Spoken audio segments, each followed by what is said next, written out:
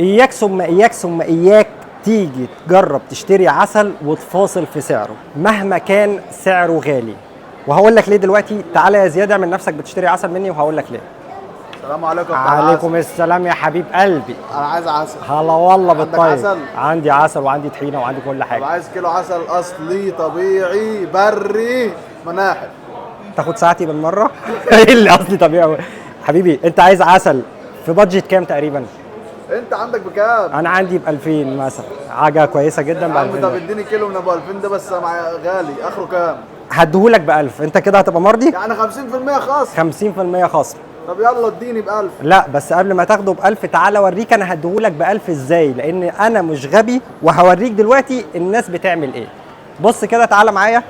احنا هنعمل تجربه بسيطه جدا هتفهم منها كل حاجه، ونقول بسم الله ونفتح عسل سدر دواني. ده غالي برضه.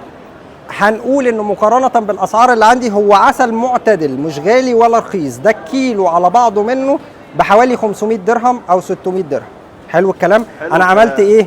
خد بالك انا خدت معلقه اكل كبيره من العسل ابو 500 درهم. تمام. طب واللي تعالى. عايز عسل بري؟ اللي عايز عسل بري بقى هعمل لك ايه؟ بص كده، ده العسل ابو 2200 درهم، عسل سدر طبيعي يمني بري. بص انا هعمل ايه دلوقتي.